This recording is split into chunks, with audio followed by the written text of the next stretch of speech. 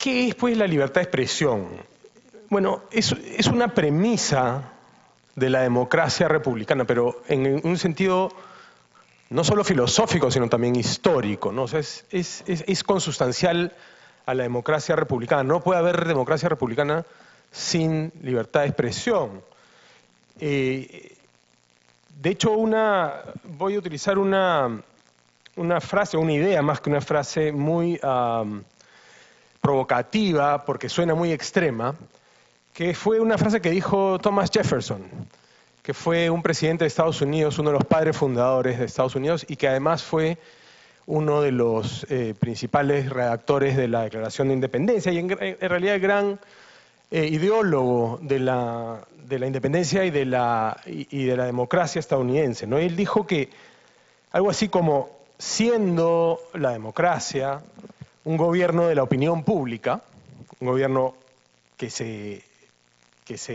funciona porque hay opinión pública, es preferible que haya periódicos, dice él, sin gobierno, a que haya gobierno sin periódicos. Literalmente eso dijo Jefferson cuando digamos, estaba fundando la democracia, cuando no había antecedentes. O sea, el antecedente a eso era una democracia de casi 2000 años antes, que era la democracia griega, ¿no? Entonces, Alfredo decía, en el siglo XVIII cambió todo y nos habló de cómo hubo una serie de cambios sociales y económicos que generaron lo que una economista transgénero y liberal, Deirdre McCloskey, llama el gran enriquecimiento, ¿no? A partir del siglo XVIII comienza el gran enriquecimiento. Bueno, uno de los hitos de ese gran enriquecimiento del que nos habló Alfredo es la fundación de la democracia republicana, o poliarquía, le llaman algunos politólogos, que es la democracia moderna, es la democracia con liberalismo y con republicanismo.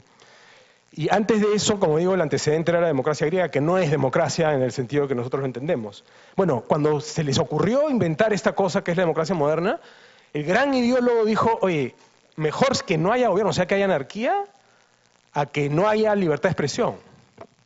¿Estaba haciendo un statement retórico o de verdad creía eso? Tal vez lo que estaba pasando es que él pensaba que con libertad de expresión y sin gobierno eventualmente se constituiría algún tipo de gobierno, pero con gobierno, sin libertad de expresión, habría siempre eventualmente dictadura, o autoritarismo, o dictadura o tiranía. De hecho, de eso salían, ¿no es cierto?, los padres fundadores, de una especie de autocracia monárquica, etcétera, que era lo que no querían, era con lo que querían acabar. Entonces, preferían esto.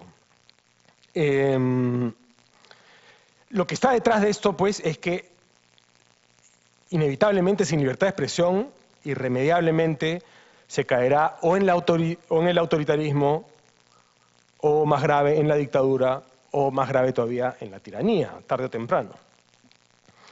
Y como lo que me pidieron de lo que me pidieron que hablara en realidad fue de la libertad de expresión en el Perú, yo en ese estado de las cosas hago la pregunta, en el Perú, ¿cómo estamos? ¿Cuál es la situación de la libertad de expresión? Y la respuesta evidentemente es que no estamos ni en autoritarismo, ni en dictadura, ni en tiranía. Pero sin embargo, eso no quiere decir que el mundo sea, pues, una maravilla, que la libertad de expresión esté plenamente garantizada. No tengo acá en mis manos el último informe sobre la libertad de prensa en el Perú, que es el que se presentó en la Sociedad Interamericana de Prensa hace un mes más o menos, que lo presentan todos los países, ¿no es cierto?, ante la CIP, ante la Sociedad Interamericana de Prensa, y más o menos le reportan a esta red de gente vinculada a la libertad de expresión en el hemisferio, cómo está la libertad de expresión en cada país. Y el reporte del Perú, pues, habla de agresiones físicas y amenazas a los periodistas. Menciona por ahí el caso de un funcionario del Congreso, que ya salió, que era el jefe de seguridad, el señor Walter Gibaja, que amenazó a una serie de periodistas. Habla de acoso y estigmatización, ¿no es cierto?, de otros periodistas. Habla de la legislación antiprensa, la famosa ley Mulder. Habla de un tema que es recurrente en este foro, en la CIP, donde el Perú ya no es de los que más sufre eso, sino México, pero en un momento sí había muchos asesinatos de periodistas en el Perú. Esto en estos foros se llama impunidad, ¿no es cierto? Entonces, todas esas cosas, acá el informe de la situación de la libertad de prensa en el Perú hablaba del asesinato de Hugo Bustíos, donde estaba acusado general Urresti, que era candidato a la alcaldía, en fin. Entonces, todo esto para decir que la libertad de prensa del Perú tiene todos esos problemas, pero eso no quiere decir que estemos ni en autoritarismo, ni en dictadura, ni en tiranía. Y básicamente porque eso es un continuum, ¿no? O sea, son grados de gris, no es que no es binario, no es que o estás en absoluta, ¿no? En un paraíso libertario, ¿no es cierto?, donde todo es una maravilla, o estás en un estado estaliniano, donde ¿no? hay grados de gris. Claro, yo siempre me acuerdo, y si uno escucha los reportes de los otros países en la CIP, que a mí me ha tocado hacerlo muchas veces, hay países que están peor y hay países que están mejor, y va cambiando la realidad de esos países, ¿no es cierto? Hasta hace unos años, los reportes en Argentina durante el kirchnerismo eran un horror. Hoy día ya no son tanto. Y yo siempre recuerdo un caso que a mí me daba risa incluso, ¿no? El caso de Uruguay, donde el reporte de Uruguay era, pucha, sí, pues no hay ninguna amenaza a la libertad de expresión en Uruguay, todo era una maravilla. Tú veías que el delegado, para no sentirse lorna, seguro se esforzaba por decir que algo malo y no podía encontrar nada, todo era básicamente libre, ¿no? Y hablando de Uruguay, pues lo que pasa es que queremos ver las cosas binariamente, ¿no? O estamos en dictadura, en tiranía, o estamos en una democracia plena. Y la verdad es que la democracia, como todas las cosas, como todas las instituciones humanas, incluyendo las instituciones económicas, son evolutivas y no revolucionarias, mejoran con el ensayo y el error. Entonces, así como nos ha mencionado Alfredo, y de alguna manera también Diego, si uno compara en el tiempo, los problemas que tenemos hoy con los que habían hace años, uno se da cuenta que a pesar de los altibajos, muchas veces la tendencia subyacente es a la mejora. Entonces, claro, simplemente esta idea de que las cosas no son binarias, ¿no? Con un comentario, digamos, mío es, cuando Alan García pide asilo en Uruguay y dice que hay persecución política, porque no se puede negar que la justicia en el Perú falla, esa no es la dicotomía, o sea, no es que para que no haya persecución política la justicia tiene que ser perfecta, la justicia en el Perú es totalmente falible y sin duda hay abusos y eventualmente podría haber abuso contra él incluso, pero eso no quiere decir que haya persecución política, no son contrarios una cosa y la otra. Y lo mismo se puede decir de la libertad de expresión, es decir, la CIP estaba realmente preocupada por la ley Mulder, la ley Mordaza, que de manera muy manipulativa prohibía, no es que regulaba, prohibía la publicidad estatal en los medios privados, con el evidente propósito, porque no solo fue evidente, fue explícito, varios congresistas de Fuerza Popular decían que era para combatir a los medios mermeleros, ¿no es cierto? No era para ahorrarle plata al gasto público, era para combatir a los medios mermeleros. Entonces, evidentemente eso estaba ahí para, como una represalia contra los medios que le eran hostiles a ciertos políticos. Y sin embargo, el Tribunal Constitucional se la tumbó, ¿no es cierto? Había la amenaza real, no es que había que irse a la playa a esperar, no, había que luchar contra esa amenaza porque eso estaba diseñado para fregar a los medios, pero habían las instituciones, en el Perú demostró que habían las instituciones que podían canalizar el asunto, resolverlo de una manera razonable, lo cual no quiere decir, por supuesto, que la publicidad debe ser regalada a los medios discrecionalmente por el Estado. O sea, si hay algo que es evidente es que los recursos públicos tienen que usarse con responsabilidad, porque son plata de los contribuyentes, no de los congresistas, no del Ejecutivo, de los contribuyentes, y por tanto hay que rendir cuentas de que esa plata en publicidad debe ser bien usada. Yo, por ejemplo, y esta es una posición personal, no de los gremios en los que he participado, creo que no debería haber publicidad gubernamental, debería haber solo publicidad estatal, es decir, debería haber solo publicidad para cuestiones que son políticas de Estado, no para poner la fotito del alcalde o del niño de la ministra, ¿no? El otro día la ministra de la Inclusión Social salió en una entrevista en una especie de atrio que parecía que le rendía culto a ella, ¿no? Es una cosa espantosa, eso debería estar proscrito en la estética gubernamental y además, por supuesto, su expresión publicitaria, ¿no? Pero bueno, ¿por qué entonces había toda esta cosa y los enemigos de los medios, los que hablaban, o sea, los defensores de la ley Moore, de la ley Mordaza, hablaban pues del subsidio a los medios, ¿no? Insidiosamente decían que había un subsidio a los medios, sin hacer pues ninguna demostración de eso. Evidentemente, sobre todo en el gobierno anterior, en el gobierno de Humala, hubo pues una cierta discrecionalidad hacia unos medios más afines a ese gobierno. Pero eso no quiere decir que la publicidad estatal sea un subsidio a los medios, ¿no? Entonces, ¿por qué se hablaba de subsidio a los medios? Porque había pues un ambiente de crispación, como mencionó el congresista Violeta. Había y hay un ambiente de crispación, de polarización, donde estamos en una cosa, en una disputa hepática, ¿no? Pero para ser sinceros, ese ambiente de crispación no es, ¿perdón? No, y no es privativo del Perú, es un poco el zeitgeist, el espíritu de los tiempos. Hoy día esto está pasando en Estados Unidos, está pasando en Brasil, está pasando en la Unión Europea, en el Reino Unido, ¿no? Y acá es donde yo voy a dar un giro ligeramente distinto en el tono respecto de Alfredo y de Diego, que, digamos, piensa muy parecido a mí en términos políticos y económicos, pero han hecho unas exposiciones más bien optimistas, ¿no?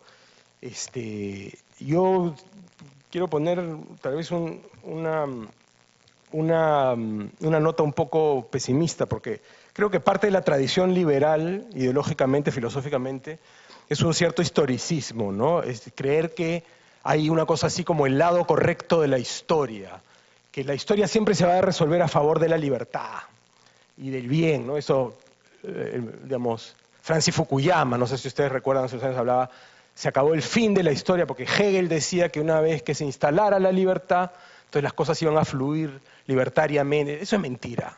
O sea, yo soy otro tipo de liberal en esa materia. No creo que haya un destino metafísico de la historia. Yo creo que la historia es lo que nosotros vamos eligiendo que hagamos.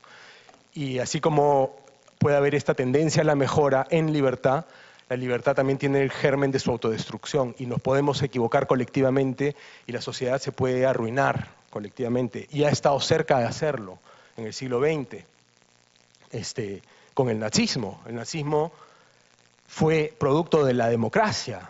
El nazismo no fue que vino un autócrata un día y con unos... No, Hitler fue elegido. Y después fue abusando del poder, fue concentrando el poder, fue producto de la democracia. Entonces, y Hitler podría haber ganado la Segunda Guerra Mundial y podría haber sometido a la humanidad. Entonces, no hay tal destino metafísico de la historia. Y creo que estamos en un momento de quiebre bien preocupante, ¿no? ¿Y cuál es ese punto de quiebre? Es una crisis de la democracia, y es una crisis de la democracia que tiene que ver con los medios, sin duda. ¿A qué me refiero? Me refiero a una cosa que yo llamo el mundo instantáneo. ¿Qué es el mundo instantáneo? Es una expresión de lo que Zygmunt Bauman, que es un filósofo y sociólogo, llamaba la sociedad líquida, ¿no? Esta sociedad que no tiene, que fluye absolutamente, donde nada permanece.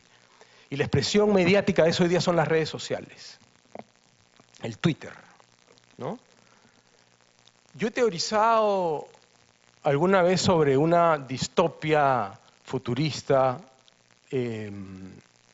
al estilo Black Mirror. No sé si ustedes han visto esta serie Black Mirror, que habla inventa historias en un futuro próximo donde las distorsiones que genera la tecnología generan una sociedad más infeliz de alguna forma. Mi distopia Black Mirror futurista es el de una el de una no sé si democracia es la palabra, ¿no? De un régimen tecnoplebiscitario, en el cual la representación, por tanto la democracia representativa, se vuelva innecesaria. Porque si se dan cuenta, la tecnología, estos aparatitos, nos van a permitir rápida y fácilmente prescindir de la representación. O sea, el sueño de Rousseau, el de la democracia directa, absoluta, es posible con esto. Digamos, no, esto hoy día lee mi huella digital. Bueno, hay gente que no tiene huella digital, pero con el ojo, en fin, pronto va a ser indiscutible la identificación de los individuos. Por tanto, vamos a poder ser consultados válidamente por acá, sin que haya ningún problema, digamos, sobre la validez. Entonces no va a haber que hacer este ritual aparatoso de las elecciones un domingo, o en Estados Unidos un martes, ¿no? Con feriado el día siguiente, con mesas de votación. No, todo esto se va a poder consultar por acá.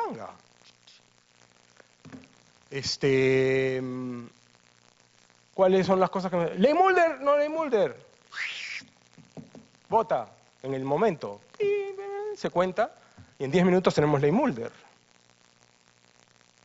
Y estamos todavía en el campo de la legislación razonable, pero ¿qué pasa si, ya que tenemos eso ahí, vamos un poquito más allá? Entonces, ¿indulto a Fujimori o no indulto a Fujimori? ¿Para qué vamos a estar viendo qué flojera, ¿no? Si se puede consultar. Total, la democracia es lo que la gente quiere. Y entonces, ping. Y revocamos el indulto de Fujimori. A eso estamos yendo. Y eso nos está llevando la impulsividad de las redes sociales y la impulsividad de las redes sociales, ¿no? que es el mundo del clic, es el mundo del impulso, del botón, el mundo instantáneo le llamo yo. Y ese mundo del instantáneo, del botón, es contrario a la esencia de la democracia, porque lo que voy a decir probablemente no sea tan obvio, pero la democracia es fruto de todo lo contrario, es fruto de la imprenta, es fruto de la novela, es fruto de la reflexión, es fruto de la deliberación. ¿Ustedes por qué creen que este gran enriquecimiento se produjo en el siglo XVIII? Porque en los siglos anteriores se fue cultivando, se fue incubando todas estas ideas que se pudieron masificar, o sea, hasta antes de la imprenta de Gutenberg, el conocimiento manifestado en las letras escritas, que no se imprimían, sino que se caligrafiaban, eran patrimonio exclusivo y excluyente de las élites intelectuales que eran los curas. O sea, en el mundo premoderno, los curas no es que los curas, o sea, los religiosos no es que eran gente que tenía mucha fe, era la forma de ser un intelectual era ser un religioso. ¿Por qué creen ustedes que hay religiosos, o sea, Sor Juana Inés de la Cruz, ¿no es cierto?, que de mística no tiene nada, es simplemente una mujer que le encontró que la única forma en que podía ser una intelectual era volviéndose religiosa. En fin, eso es una gran digresión. A lo que quiero ir es a esta cuestión del peligro que tiene la democracia en su esencia, en su ADN, que es la desviación de la libertad, ¿no es cierto? O sea, la libertad puede escoger mal. Y si la libertad se va a ejercer de manera emocional, que es lo que va a permitir este mundo instantáneo, corremos el riesgo de destruir todo lo que hemos construido en términos de instituciones democráticas, ¿no? Porque Erich Fromm, un psicólogo social, hablaba escribió un ensayo donde se preguntaba por qué la sociedad más culta del mundo, que eran los alemanes en el siglo XX, optó por lo más irracional que era el nazismo, ¿no? Y su respuesta fue el miedo a la libertad. Es decir, claro, lo relaciona con el protestantismo, ¿no? Con el luteranismo y con el calvinismo específicamente, que él dice son, digamos, ideologías en el fondo que hacen que uno deje de creer, o sea, descreen de la libertad, porque dicen, ¿qué decía Lutero? Dice, fides et pecca forte, ¿no es cierto? O sea, no importa lo que hagas, en verdad basta con que creas. Y los calvinistas decían, bueno, no importa lo que hagas porque tu destino ya está predeterminado, ¿no es cierto? Entonces, es el miedo a la libertad. Entonces yo creo que cuando en libertad escogemos aquello que nos protege de la propia libertad, que en el fondo termina siendo el autoritarismo, ¿no es cierto? Los iluminados, los caudillos, ahí es donde la democracia se pervierte y caemos en estos peligros espantosos. ¿Y cómo podemos evitar eso? La única forma de evitarlo es no ceder un ápice a la concentración de poder. Es decir, cuando por medio de la libertad los fascistas ganan elecciones, como está pasando con Trump, con Bolsonaro, como podría pasar en el Perú, con fascistas de izquierda o de derecha, ¿no? Podría pasar con el fascista Antauro Humala. No hay que dejar que concentren más poder, hay que tenerlos limitados y no hay que ceder un ápice, porque lo peor que le puede ocurrir a la democracia es eso, es que se autodestruya porque le da espacio a los caudillos. Y con eso quiero terminar con esa reflexión de los caudillos, que siento que no es, a pesar de que yo no soy alguien creyente en las predeterminaciones, ni mucho menos, pero no quiero dejar de notar que no debe haber una coincidencia en que estamos hoy en el Salón Grau, ¿no? Yo soy un gran admirador de nuestro gran héroe Miguel Grau, al que conocemos por sus hazañas militares y por su caballerosidad, pero se le conoce menos por una frase que debería ser pues casi fundacional y emblemática de nuestra democracia. Cuando los hermanos Gutiérrez le hicieron el golpe de Estado a Balta, y por ahí a alguien se le ocurrió que Grau podía apoyarlos, la respuesta de Grau fue: yo reconozco como único, no reconozco a otro caudillo que a la Constitución, ¿no? Esa es la frase de Grau y eso creo que es la esencia, no solo de la libertad de expresión, sino de todas las libertades de las que nos han hablado Alfredo y Diego. Muchas gracias. Muchas gracias, Gonzalo.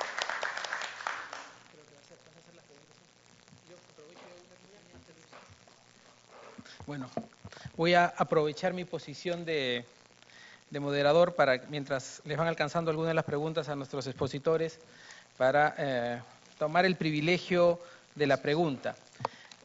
Primero quiero comenzar con una reflexión. Me hubiera encantado invitar a mis 130 o 129 colegas que escucharan esto, porque yo tenía la idea de hacer un pequeño espacio de reflexión, pero no me imaginé que iba a ser un espacio para desasnarnos de la manera como lo han hecho nuestros expositores. Pero gracias por eso. Pero primera cuestión, miren, esta semana que viene comenzamos el debate en el Congreso del presupuesto general de la República. Nosotros decimos lo que no está puesto en el presupuesto no existe en términos de políticas de gobierno.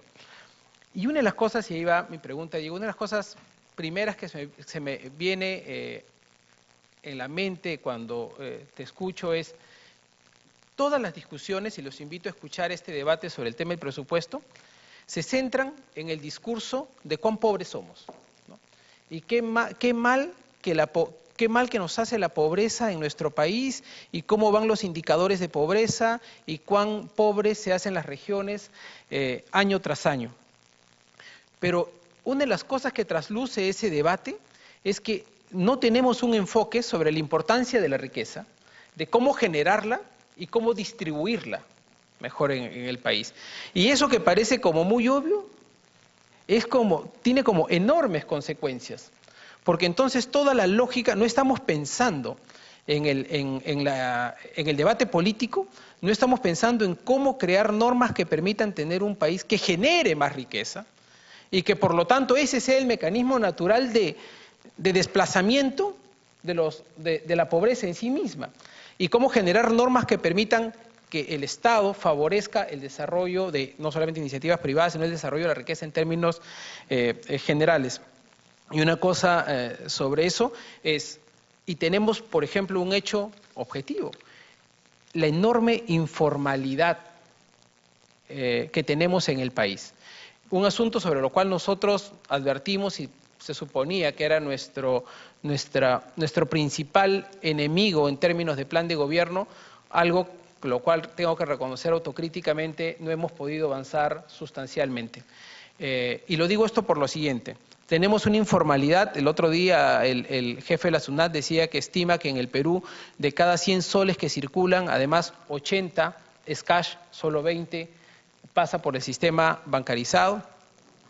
Que por otro lado la informalidad en el sector laboral alcanza solamente alrededor del 35%, promedio es formal, es decir, hay un 65% de fuerza laboral que no es formal, es decir, de cada 100 trabajadores, 65 salen a trabajar, hacen un horario laboral regular, pero no tienen ningún tipo de derechos porque no existen en una planilla formal. El otro día, a propósito de una conferencia que me tocó hacer en Colombia, además revelaba un dato adicional, que el 17% de la planilla formal en el Perú, o más bien, el 17% de la informalidad laboral está en empresas formales. O sea, hay empresas que son formales, grandes empresas, pero dentro de incluso las grandes empresas también hay un porcentaje de informalidad. Entonces, tenemos ahí como retos enormes que deberíamos atender. Y voy a ser más breve en las dos siguientes preguntas para los otros comentarios, preguntas para nuestros otros dos expositores. En el caso de Alfredo, un hecho que vemos todos los días, ¿no? Yo tengo la impresión que frente a esta defensa de derechos fundamentales, lo que significa la ciudadanía en sí mismo y lo que suponen estos derechos que tú has advertido de una manera ejemplar, tengo la sensación de que la presunción de inocencia que está reconocido en la Constitución está dando pase a la presunción de culpabilidad. Es decir, comenzamos a construir un país en donde todos nos presumimos culpables, salvo que demuestres la inocencia. Y ese es un tema que es bien peligroso porque nos lleva hacia una lógica bien perversa en términos de derechos fundamentales. Y más aún, yo lo he dicho esto y no sé si estoy muy equivocado, pero también tengo la sensación que esta suerte de mediatización de la justicia y de operadores judiciales, que son una suerte de rockstar, con cámaras de televisión que te muestran todo el día lo que está pasando ahí, donde el sistema de justicia tiene su propio canal de televisión, me parece que es una cosa también peligrosa en términos de derechos ciudadanos. ¿Por qué? Porque respecto de qué es culpable, probablemente el mecanismo haya servido para exponer y presentar al culpable y del repudio social frente a su hecho delictivo. Pero el problema es frente al que puede ser inocente. Porque si después que una sentencia determina que esa persona ha sido inocente, la pregunta es quién le repone el honor después de haber estado horas y horas expuestos en términos acusatorios frente a las cámaras de televisión. Y por último, en el caso de Gonzalo, un reto que también nos viene en términos de libertad de expresión, y lo dice alguien que además defendió en el Tribunal Constitucional precisamente frente a la ley Mordaza o ley Mulder, que llamamos en su oportunidad, es qué hacemos frente a toda la lógica de los fake news, ¿no? Todo este sistema de creación de noticias falsas que una vez que salen y que disparan contra alguien, pueden destruir honras y después sencillamente cuando se rectifican nadie se entera. Es otra cosa también sobre lo cual deberíamos poder hacer algo y lo tengo sencillamente como algunos apuntes para trabajar. Les agradezco y en todo caso, no sé si damos en el mismo orden, además indicándoles que las preguntas que han alcanzado nuestros expositores ya los tienen ustedes a la mano. Muchas gracias, congresista. Empiezo respondiendo a las preguntas del público y después voy a la suya. Hay una pregunta respecto de por qué ya no crecemos, si es a causa de la coyuntura política, la corrupción, en obras de infraestructura, fundamentos económicos. Mire, la respuesta es sumamente aburrida y es que es un poco de todo. Hay, por supuesto, un impacto de que ya no estamos en el superciclo de precios de commodities. Ya no tenemos proyectos grandes, básicamente mineros, para inaugurar en los siguientes años, ¿no? O sea, en el 2016, para que se den una idea, en el 2016 el Perú creció más o menos 4%, De ese 4%, casi la mitad se debió a la ampliación de Cerro Verde y a la puesta en marcha de las Bambas. O sea, en otras palabras, si el Perú hubiera tenido 22 regiones en vez de 24, el país hubiera crecido más, y excluimos a Arequipa y Apurímac, el Perú habría crecido más o menos 2% y no 4%. Entonces, el impacto que tienen estos proyectos mineros sobre la producción es enorme y no tenemos uno grande por inaugurar este año ni el próximo. Eventualmente estamos esperando pues, Michiquillay, estamos esperando Quellaveco, pero eso es un tema. Ahora, en realidad lo más importante que eso es, y la pregunta en parte tiene contenida en la propia respuesta, es que nos hemos olvidado un poco de hablar de los fundamentos económicos de la economía, ¿no? De la parte de competitividad. Si uno ve cualquier ranking de competitividad, agarra el Doing Business, agarra el Foro Económico Mundial, son imperfectos, tienen problemas, pero es lo que hay. Y en todos más o menos la explicación o la narrativa es bastante consistente, ¿no? Y es que mientras el Perú ya no está haciendo casi reformas institucionales, estructurales de largo plazo, otros países de la Alianza del Pacífico y otros países del mundo están avanzando. Y en un contexto globalizado, competitivo, como en el que estamos, en realidad el país que no avanza retrocede en términos relativos, porque los otros están avanzando. Y a mí mi preocupación más de fondo es que en este ambiente de... O sea, a mí, claro, generalmente hay una pregunta bien común que es, oye, ¿cuánto va a afectar esta crispación política a las inversiones? ¿No? ¿Cuánto va a afectar el ambiente de negocios? ¿Cuánto va a caer el PBI? ¿No? Porque pusieron a Keiko en preventiva. En realidad, la respuesta es que vaya a saber uno, ni idea. ¿Ya?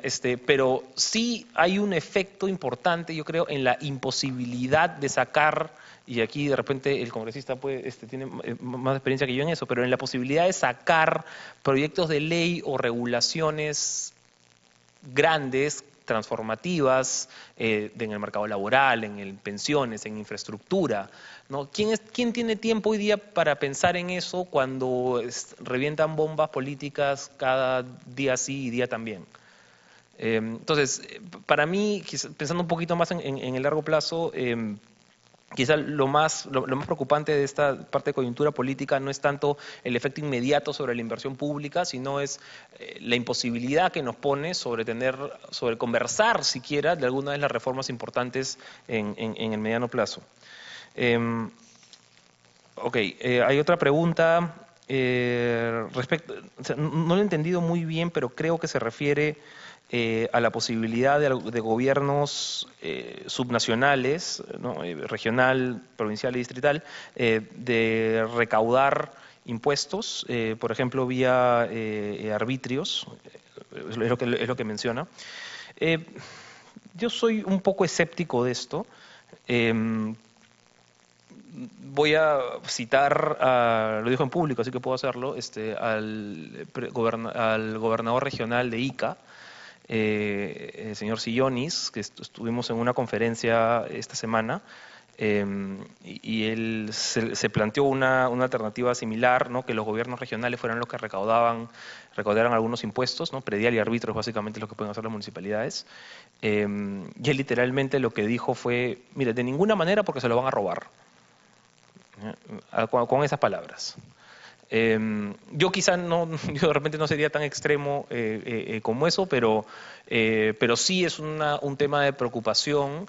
Primero, los controles al uso de esos impuestos, de estos recursos directamente recaudados, y además, más allá de poder tener un alcalde honesto, pero en el actual ambiente, con 1.840, ¿cuántos distritos son? Siempre que me acuerdo, me aprendo el número, crean uno más. 1.850, más o menos 50 y pico distritos, con muchos de ellos muy pequeños, con capacidades de ejecución muy pequeñas, ahora peor todavía, con una ley que impide a las burocracias regionales reelegirse y tener algo de experiencia. Yo, en verdad, soy un poco escéptico de que la respuesta de inversión pública vaya por ahí. Hay otra pregunta respecto de qué medidas deberían darse para incrementar la productividad del peruano. Bueno, creo que si supiéramos esa respuesta no estaríamos acá. Es muy complicado, ¿no? Lo que yo igual a veces trato de decir es, o sea, así como la frase está leninista de salvo el poder, todo es ilusión, en realidad en economía ya debería haberse popularizado la frase salvo la productividad, todo es ilusión. ¿Ya? No hay nada mucho más allá que podamos hacer como país si no nos ordenamos para fomentar productividad, sobre todo entre los trabajadores. ¿Ya? ¿Qué cosa se puede hacer para mejorar la productividad? La lista de lavandería es inacabable, ¿no? Es infraestructura, es instituciones, es educación, es salud. Yo, quizá para hacer el cuento corto, yo generalmente tengo la idea de que una de las cosas más eficientes que se pueden hacer en el muy corto plazo para generar productividad en el trabajador peruano, que es al final lo más directo hacia la mejora en la calidad de vida, es fomentar la contratación en empresas que ya son productivas, ¿no? Y en el Perú seguimos teniendo un poco la manía de subsidiar y de dar favores y de premiar el enanismo empresarial, ¿no? A la MIPE, y le damos facilidades tributarias y le damos facilidades laborales, y son estas empresas en realidad las que tienen una productividad mucho más baja que una empresa grande, ¿no? Hay diferentes estimados. La empresa chica en el Perú tiene más o menos el 6% de la productividad de una empresa grande. En Europa este número está más cercano a la mitad, ¿no? Entonces, tenemos esta imagen medio distorsionada en el Perú también de que somos un país pues de grandes emprendedores, ¿no? Y el país en el que ¿cómo era la de los no sé cuántos? El chicle choncholí, que siempre hay esta imagen del peruano que se la sabe hacer, se la sabe buscar, y es positivo, porque el recurseo es una necesidad. Pero es una necesidad justamente, o sea, es un emprendedurismo por necesidad, no es un emprendedurismo porque sé hacerlo mejor, porque tengo alguna experiencia en gerencia, porque tengo una buena idea. Y seguimos con esta imagen permanente de que la productividad va por ahí, por formalizar a las MIPES y no por facilitar que los trabajadores peruanos tengan un trabajo productivo en una empresa que ya es productiva, que ya tiene acceso a capital, que ya tiene mercados, que ya tiene, proveedores. Es un poco una distorsión de la cual hay que comenzar a conversar un poquito más. Y los subsidios que hacemos a través del CIS versus de salud, a través de pagos de mitad de CTS, de pagos de vacaciones, hay mucho, de los regímenes RUS y RER, hay muchísimo por conversar ahí.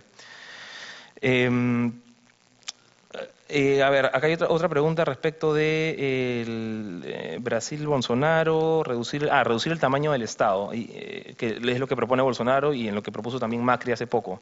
Y aquí se proponen más ministerios, del deporte, por ejemplo. Más ministerios no significa un mayor peligro de regulación. Sí, la respuesta es sí. Más ministerios sí significa un mayor riesgo de regulación. No necesariamente te va a dar más regulación, pero sí es un riesgo. Creo que las personas que tienen algún tipo de vínculo con cultura o con ambiente son testigos de los cambios burocráticos que ha habido en estos dos sectores y en la interacción con las empresas privadas a partir de la creación del Ministerio de Cultura y del Ministerio del Ambiente. Fuera de que es más costoso. O sea, yo en realidad, insisto, yo no veo tanto esto como un tema de gasto del Estado, que sí es un problema, por supuesto. Es un tema más del peso de la regulación sobre la actividad privada. Yo todavía no he tenido tiempo, pero me gustaría en algún momento hacer un estudio de propuesta de reforma del Estado, de, oye, ¿cómo juntamos algunos ministerios para hacerlo más eficiente, ¿no? De repente, educación con cultura, ¿no? Mujer con el MIDIS, un ministerio de infraestructura, ¿no? De vivienda y transporte y comunicaciones. Hay algunos ministerios que de repente no deberían estar. Pero creo que es una propuesta de reforma sumamente interesante, de estas de largo plazo y que se discuten hoy día poco o nada. Ok. ¿Por qué hablamos de la palabra pobre si no somos pobres en el Perú? No sé bien cómo interpretar bien la pregunta. Yo soy medio economicista, así que entiendo pobre como alguien que no tiene plata, o que no tiene suficiente plata para pagarse una canasta básica. En esta perspectiva, en el Perú hay pobres. La pobreza extrema está en 4 o 5% y la pobreza regular está en 22%. Quizá hay un trasfondo un poco más metafísico en la pregunta que me disculpo por no haber sido capaz de entenderlo.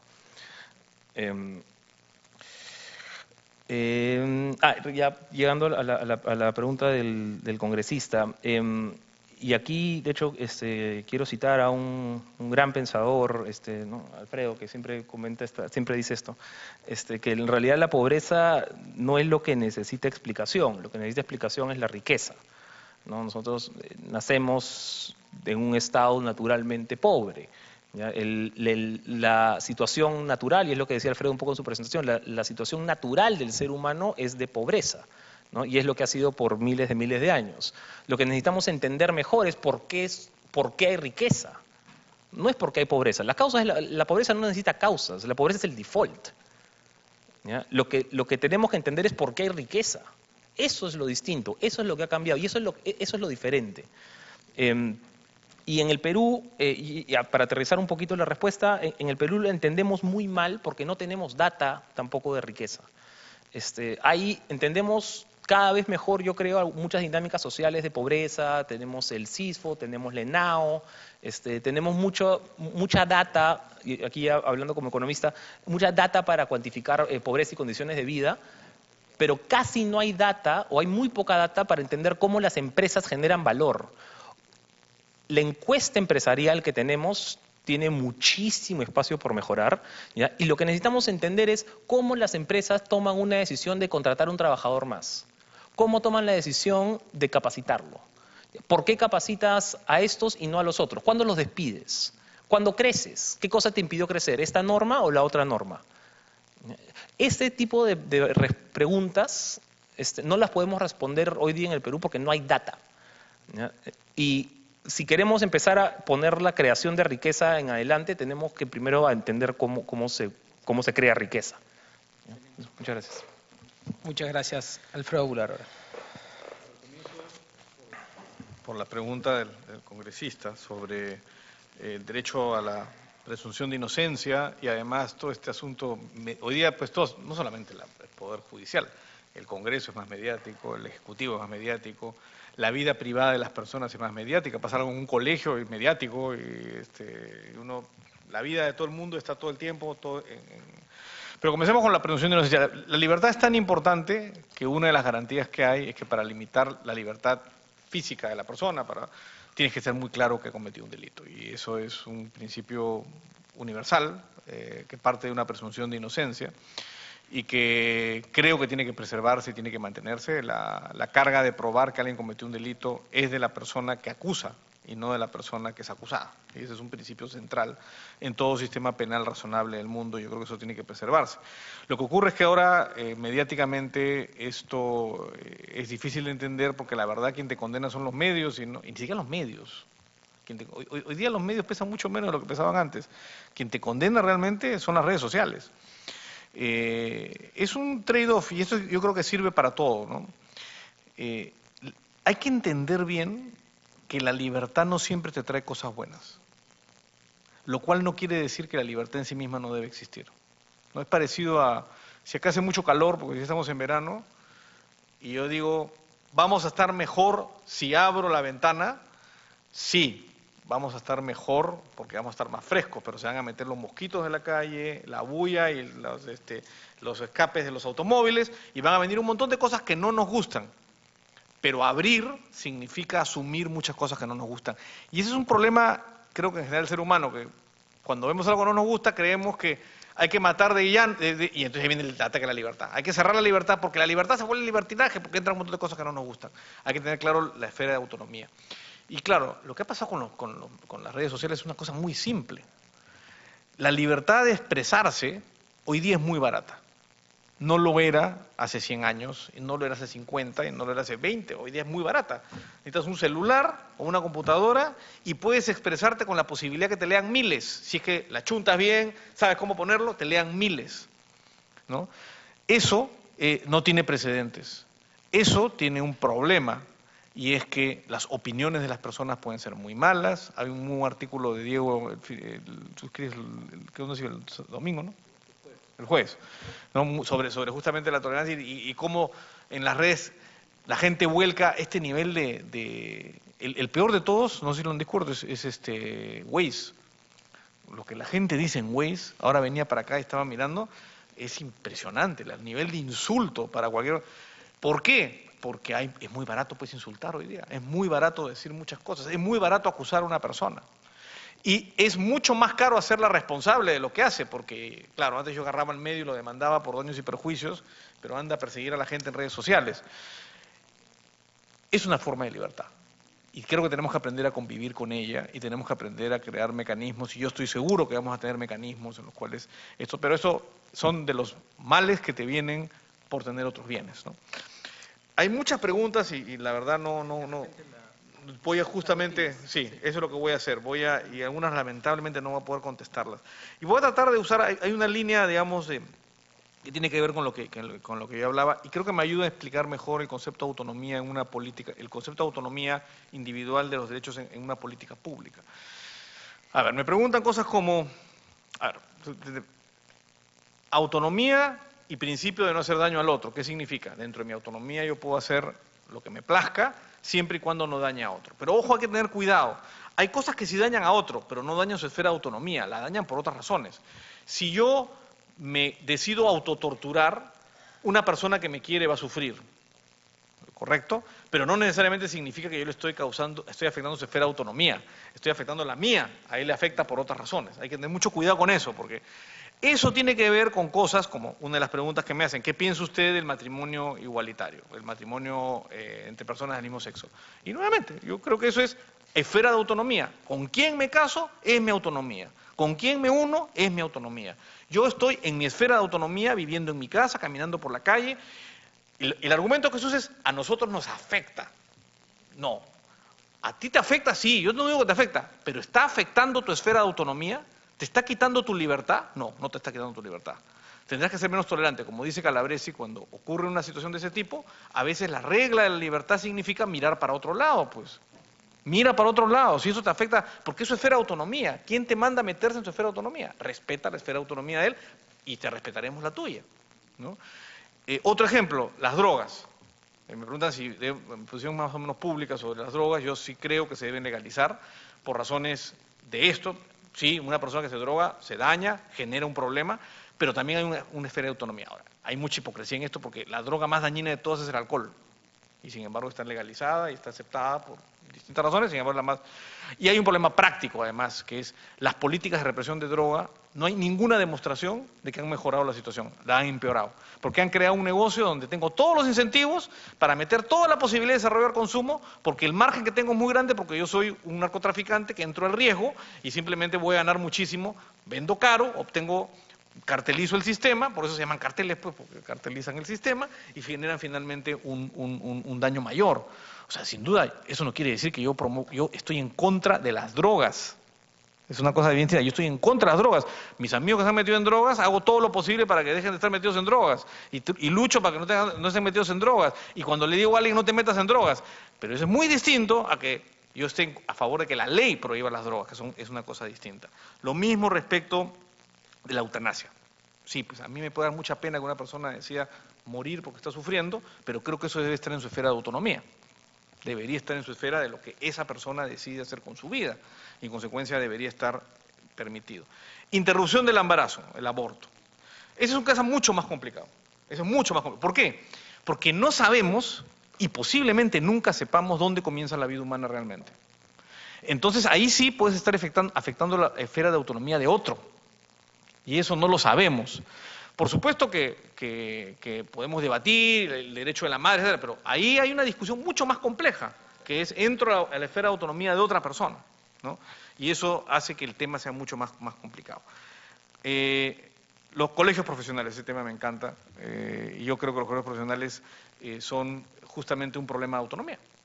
¿Por qué yo, para ejercer una profesión que he estudiado, requiero el permiso de nadie más allá del deseo de alguien de contratarme? ¿Por qué?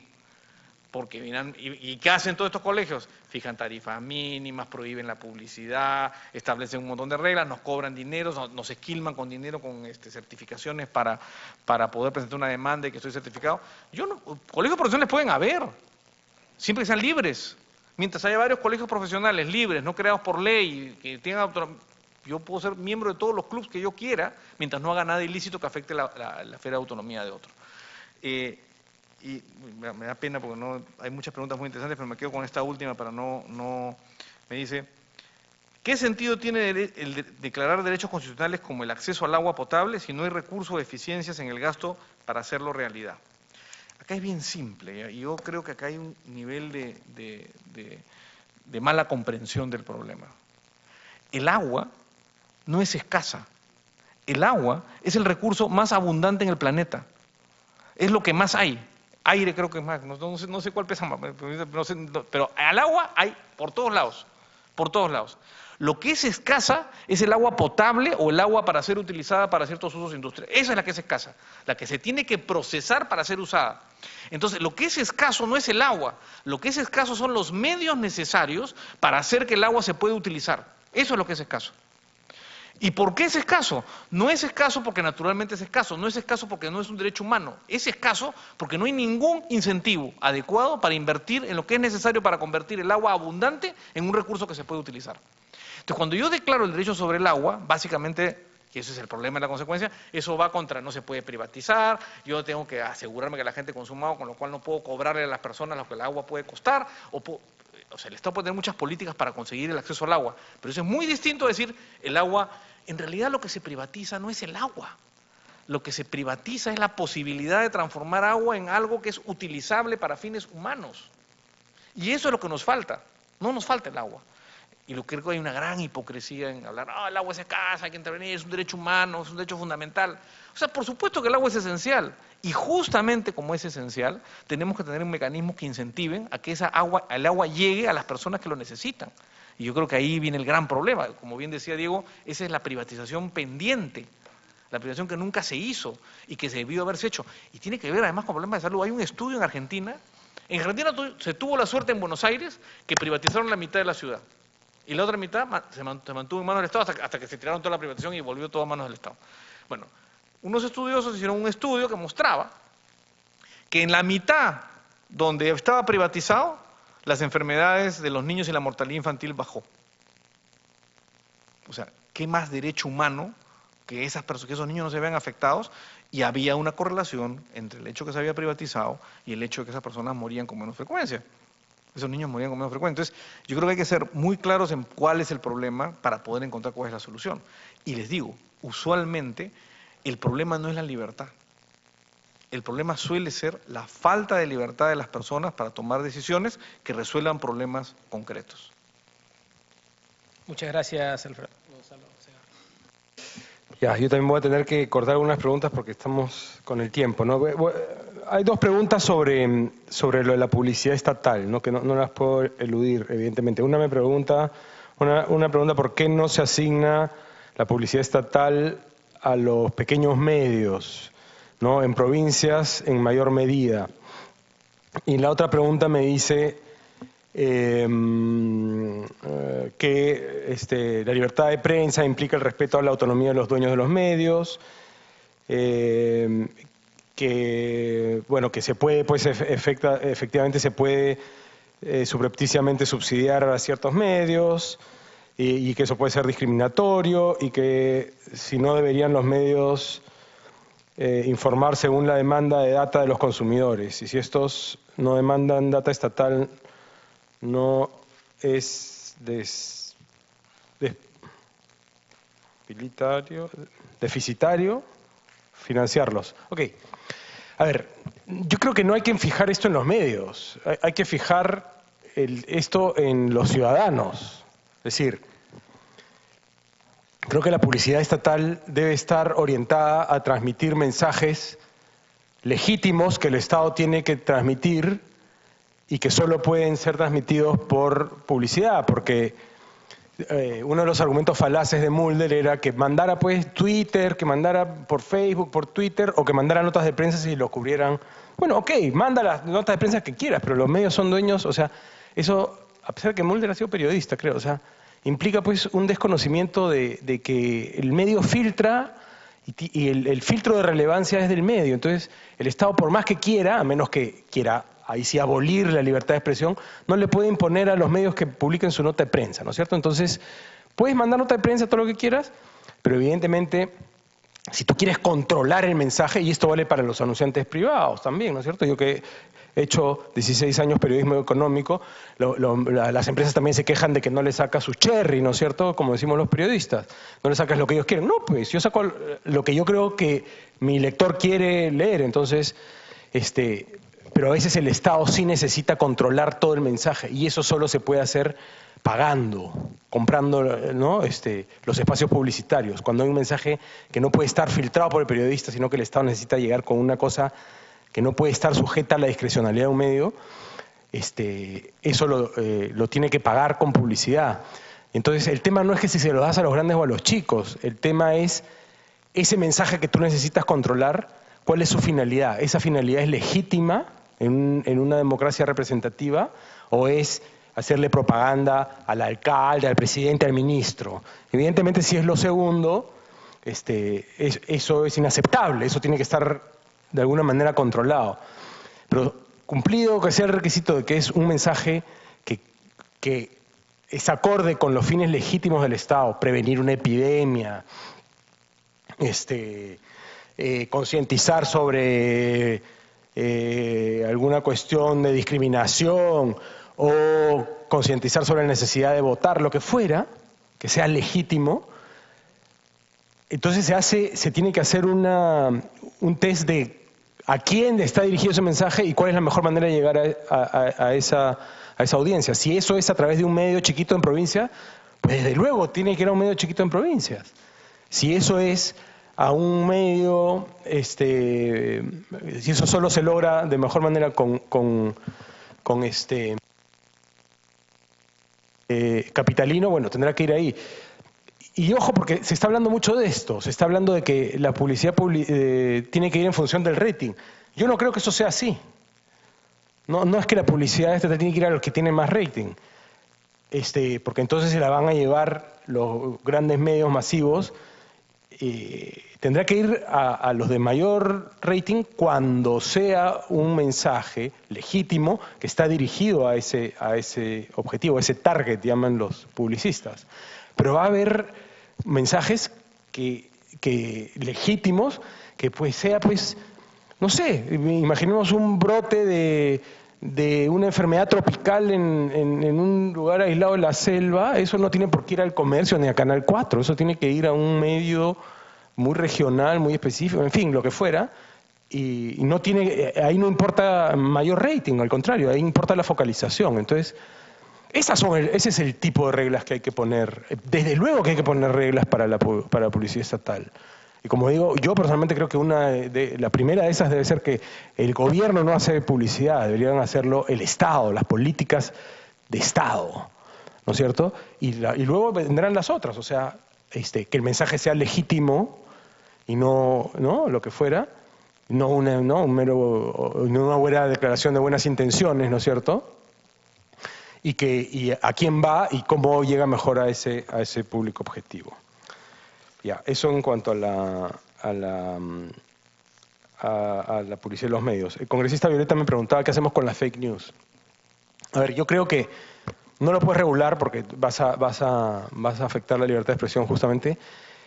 Lo que creo es que, a ver, fake news ha habido siempre, no es que sea un fenómeno reciente. O sea, yo parte de lo que he hablado ahora lo he sacado de una conferencia que di el otro día en la Universidad de Piura, donde ahí me extendí más sobre que ha habido fake news en todas las épocas, ¿no? Desde el Imperio Romano, o sea, era la gran difamación o la gran calumnia política a los enemigos, es parte. Lo que pasa es que, como decía Alfredo, lo que está cambiando son, los formatos y las plataformas, ¿no? Entonces, hoy día el gran espacio de los fake news son las redes sociales. Pero incluso en redes sociales, si uno ve, y un ejemplo muy claro es el New York Times, dos ejemplos muy claros del New York Times, pero perdón. Lo curioso es que el fake news es gracioso, ¿no? Porque en esta polarización, la ultraderecha acusa a todos los que no son ultraderecha de fake news. O sea, Trump habla de fake news. Cuando Trump usa fake news y la prensa dicta a Trump usa fake news, entonces ya nadie sabe qué es fake news. Y mencionar el New York Times por dos motivos, porque el New York Times tiene historia no de uno, sino de varios casos de una cosa, creo que no califica como fake news, pero de periodistas que se inventaron historias deliberadamente, o sea, que defraudaron a sus audiencias, y que cuando las descubrió el New York Times, pidió disculpas, o sea, transparentó que había pasado esto, pidió disculpas y rectificó, etcétera, y entonces, y no ha perdido credibilidad, porque cuando eso ocurrió, o sea, cuando descubrió que a su interior había habido una defraudación de la confianza de los lectores, ellos fueron los primeros en decir, oye, ha pasado esto, me equivoqué, y acá está, y con eso en el fondo ha salvado su credibilidad, porque el lector del New York Times sabe que si se equivoca, ya sea en un dato o porque deja que se le infiltre a uno de estos sujetos, ellos van a ser los primeros en rectificarlo, ¿no? Y lo otro es que ya en tiempos de fake news y de trumpismo justamente, las suscripciones al New York Times subieron más que nunca, porque justamente la credibilidad en tiempo de fake news está más valorada. Entonces, decir, o sea, en el fondo es que la herramienta, el arma contra los fake news es la credibilidad. O sea, la gente sabe que hay marcas mediáticas que no van a creer en los fake news, como el New York Times, por ejemplo, ¿no? Entonces creo que eso es lo único que cabe hacer con eso, y creo que ahí lo cierro porque ya estamos bien sobre la hora. Pido un fuerte aplauso para los expositores, por favor. Agradeciéndoles a cada uno por su presencia, invito por favor a pasar a tomar un coffee break y a los expositores a tomarse una foto aquí adelante. Muchas gracias.